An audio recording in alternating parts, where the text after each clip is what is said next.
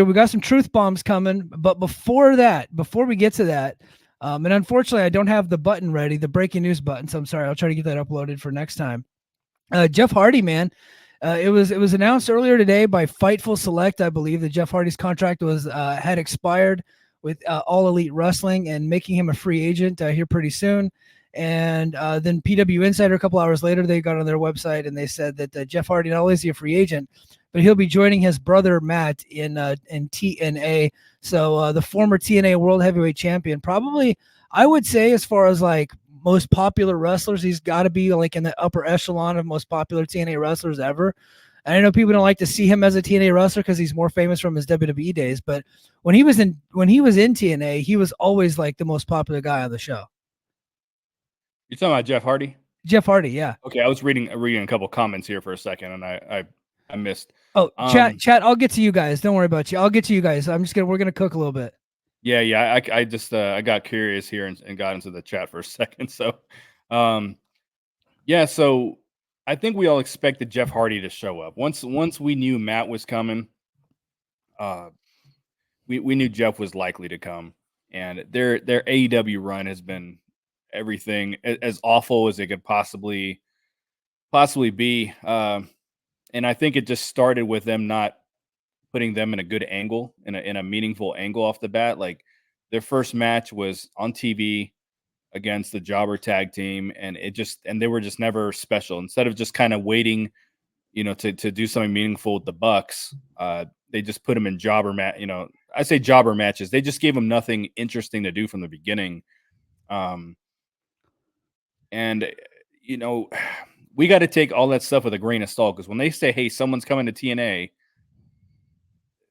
it usually is followed by, "Hey, I'm still a free agent. Yeah, I haven't yeah. I haven't signed here." And that's probably what's going to happen here too. So I mean, it's already happened with Matt, so I'm not getting too excited about it. I just know that they'll probably come in, do some Broken Hardy stuff, and then try to find their way back to WWE. Yeah, I mean, right now, especially if you're somebody that's used to making a ton of money, um, TNA is a pit stop in between WWE and AEW stints, it seems like.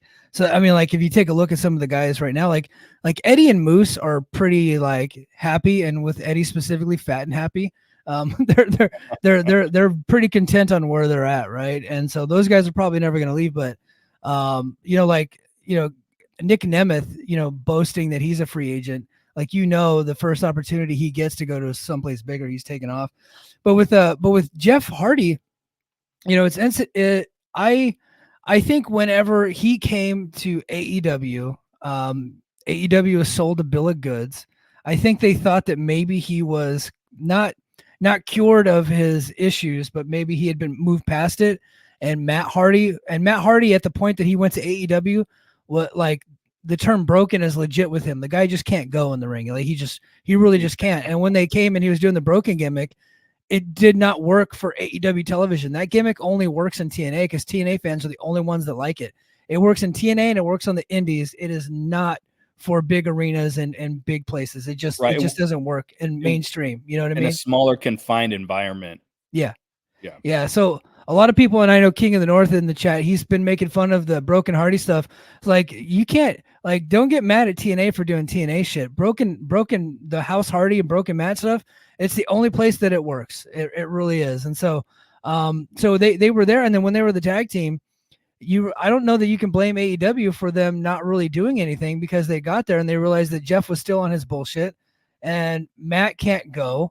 And then Jeff got another DUI, and then he ended up getting hurt. So they really couldn't do anything. And so I think that TNA is probably the perfect spot for them, for both of them, to be honest with you. Yeah. But they're missing with Matt Hardy right now because they're making him wrestle. I didn't see the episode tonight. It seemed like everyone really liked the House Hardy thing. I haven't seen it yet. The TNA fans really liked it. The TNA haters hated it, but they watched it. Okay. Yeah, it's very polarizing. Is it what I suspected it was going to be, a TNA version of Home Alone? No, not necessarily. No, Okay, it was more like I don't want to spoil it for you, but they didn't really do any fighting or wrestling or anything. But it was kind of like the system walking into essentially a haunted house, Eh, and I'll leave it at that. Okay, that's kind of where I was going with the Home Alone thing, but I also meant I thought the kids were going to be like very heavily involved The, in it. every child, Rebby was in it. All the kids were in it. Senior Benjamin's in it. All the old school characters from 2016, they're back. And they were they're all in it. Yeah. All right, well, definitely, I look forward to seeing it. But no, I was just making a point. Up until tonight, it's been about the wrestling for Matt Hardy, and as you said, he can't go. Yeah. Jeff really can't go now either. He had some really embarrassing botches in AEW. Hmm. So it'll be nice. It'll be nice to have them together again. I'm sure they'll do some cool shit, but I don't have. I'm not super optimistic about what the matches would look like if they're able to do some broken Hardy stuff and it's Brother Nero and it's entertaining and it's engaging. Then it's a good pickup. But these guys are clearly at the end of their run. Yeah, they don't have much left in the tank, and if TNA can squeeze a little bit out of them, I think it's okay. And like you said, as long as they're not wrestling a whole lot, if they're doing some skits and doing some stuff like that, and maybe putting people over, and I think at Slammiversary we'll probably get some like the Hardys versus the Nemeths or something like that, and the system maybe do like a 3 or 4 way. Just whatever they do, just don't put them in a ladder match. I don't think that we need to do that. I think that's abusive at this point. Yeah, that would be a nightmare. They need to not climb on anything. Yeah.